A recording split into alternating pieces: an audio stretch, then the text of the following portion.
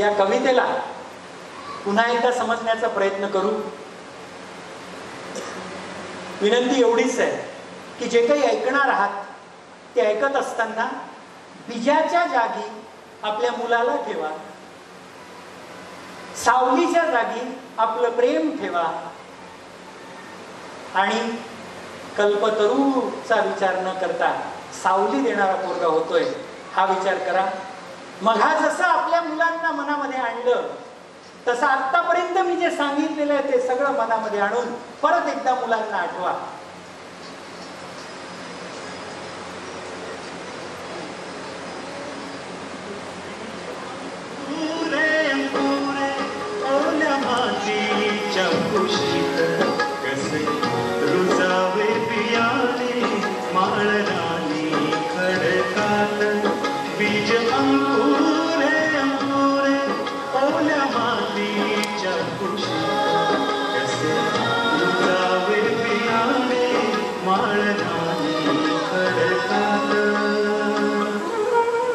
आपल्या पोरांना आठवूयात, हे खूप महत्वाचे आहेत. बीजा हवी निगराणी हवी मायेची पाखर, लख प्रकाश निर्मळ त्यात दर्याचा बाजार, हवी अंधार द्याती चंद्र किरणाची साथ, कसे रुजावे बियाणे माळरानी खडकात, बीज अंकुरे अंकुरे ओल्या मातीच्या कुशीत, कसे रुजावे बियाणे माळरानी खडकात.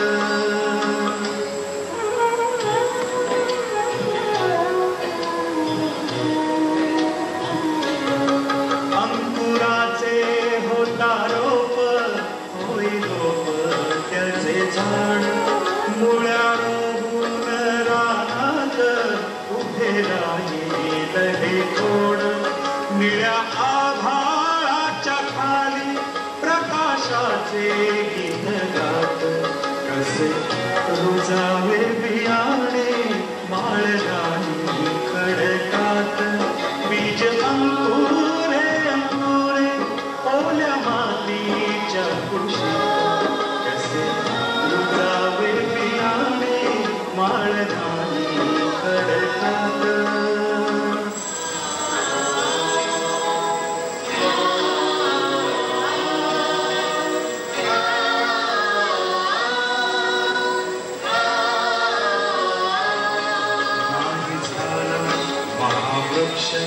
जरी नसे कल्पतरू, नाही झाला महावृक्ष जरी नसे कल्पतरू, फुला फळांचा त्यावरी नाही आला रे बहरू, क्षणभरी विसावेल वाट सरू सावलीत, कसे रुजावे बियाणे माळरानी खडकात, बीज अंकुरे अंकुरे ओल्या मातीच्या कुशीत, कसे रुजावे बियाणे माळरानी खडकात.